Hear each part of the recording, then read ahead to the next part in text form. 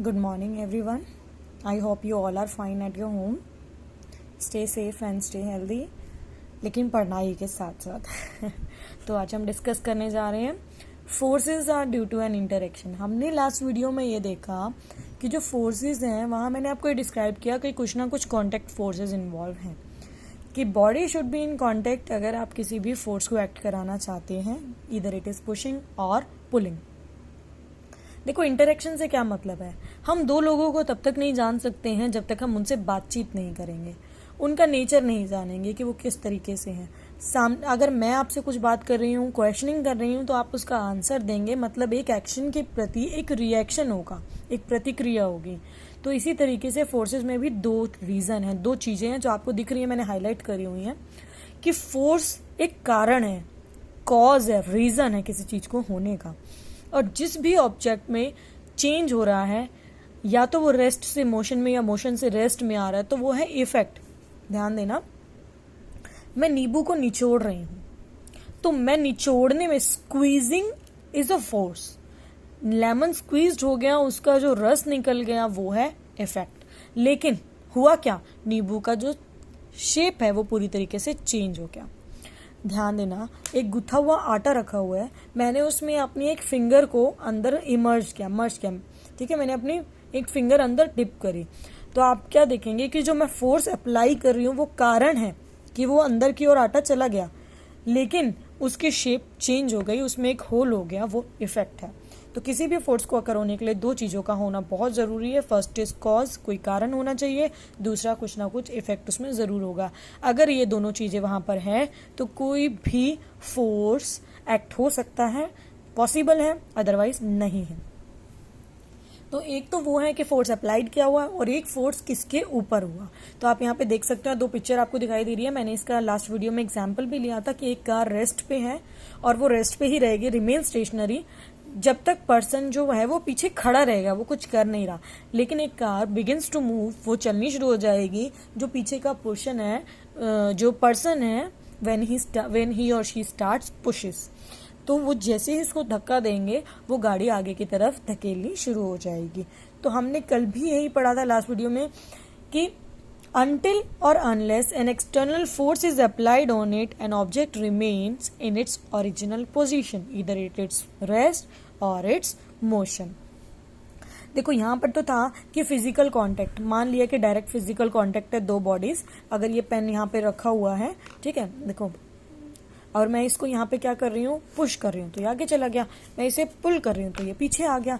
तो ये तो मेरी बॉडी इसके साथ फिजिकल कांटेक्ट में है, यानी मैंने इसको फिजिकली पकड़ा हुआ है। लेकिन क्या ऐसा भी हो सकता है कोई बॉडी बिना कांटेक्ट में आए और वहां पे फोर्स हो जाए? तो yes, it is possible, there are some exceptions. तो आपको ये दिखाई जो दे रही है रेड एंड ब्लू, ये है बार मैग्नेट। बार मैग्नेट आपको लेबोरेटरी में देखने को मिल सकती है, फिजिक्स की लेबोरेटरी में। इसके दो पोल होते हैं, एक साउथ पोल, एक north pole. North pole represents red colour, south pole represents blue in colour.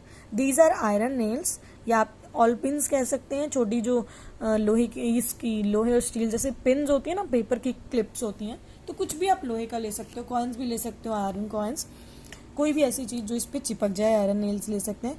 तो मैग्नेट क्या करती है, आपने देखा होगा, मैग्नेट बड़ी दूर से ही लोहे की चीजों को अपनी ओर आकर्षित कर लेती है। तो this is also a kind of force but not a physical contact, ये डायरेक्ट फिजिकल कॉन्टेक्ट नहीं है। तो अब हम क्या पढ़ेंगे कि फिजिकली जो भी होगा वो कॉन्टेक्ट में आने की वजह से होगा। तो इसी तरीके से यहाँ से फोर्सेस दो पार्ट्स में डिवाइड होना शुरू हो गया। तो here are two different kinds of forces. First one is contact force. As its name indicates, two bodies should be in contact. Second thing, non-contact force, or you can say action at a distance, means you are applying a force from a distance.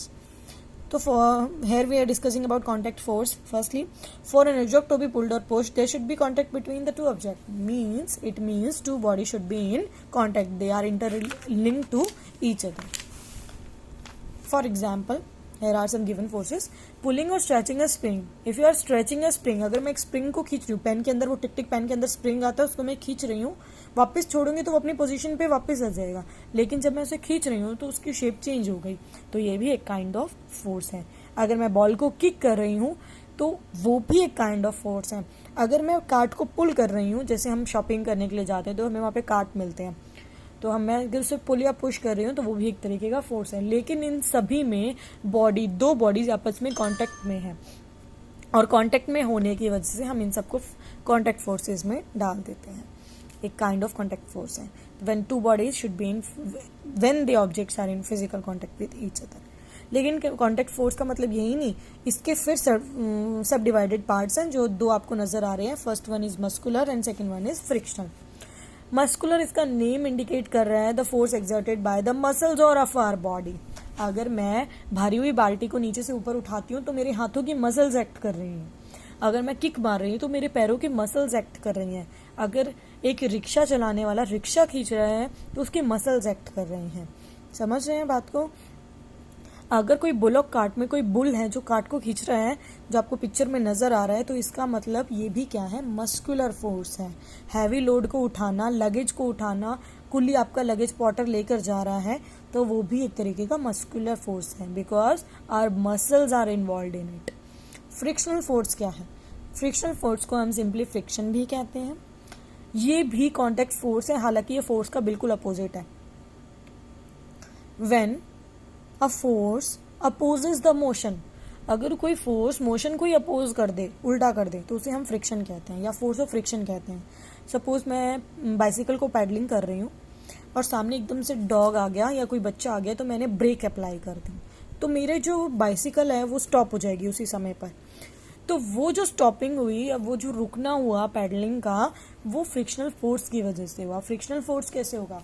जैसे ही हम break मारते हैं तो जो रबड़ की clip लगी होती है हमारे रिम के पास साइकिल की, वो आपस में कांटेक्ट में आ जाती हैं। वो कांटेक्ट इतना ज़्यादा होता है कि वो आपस में एक दूसरे को बाइंड अप कर लेती हैं, जिसकी वजह से ऑब्जेक्ट का मोशन वहीं पे स्टॉप हो जाता है, और इसी को फ्रिक्शनल फोर्स नाम दिया गया है।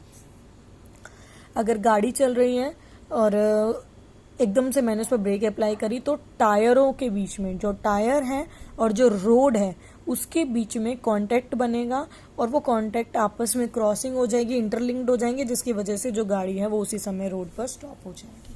तो फोर्स ऑफ फ्रिक्शन वो होता है जो किसी भी मोशन को स्टॉप करने का काम करता है। अब आप एक बॉक्स देख पा रहे होंगे पिक्चर में।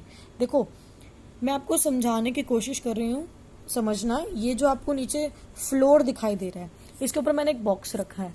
बॉक्स में बहुत सारा हैवी लोड्स हैं। अगर मैं एक छोटे बच्चे से कहूँगी इसको पुश करो, तो वो इसको पुश नहीं कर पाएगा, वो इसको पुल भी नहीं कर पाएगा।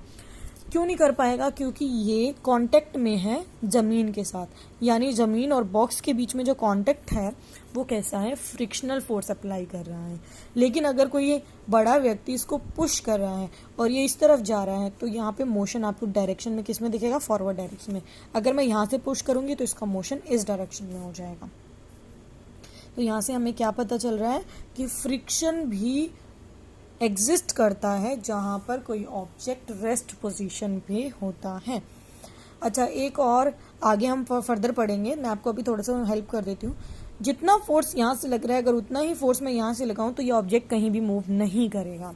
हालांकि फ्रिक्शनल फोर्स है वो नीचे, लेकिन अगर मेरा फोर्स फ्रिक्शनल फोर्स से ज़्यादा है तो ऑब्जेक्ट मूव कर जाएगा। लेकिन अगर मैं बराबर फोर्स, यहाँ पे मेरा एक दोस्त खड़ा है, यहाँ मैं खड़ी हूँ, दोनों ही बराबर फोर्स लगा रहे हैं, तो वो डिब्बा कहीं नहीं जाएगा, वो उसी फ्रिक्शनल फोर्स के साथ चिपका रह जाएगा, यानी वो फ्लोर के साथ वहीं पर रह जाएगा।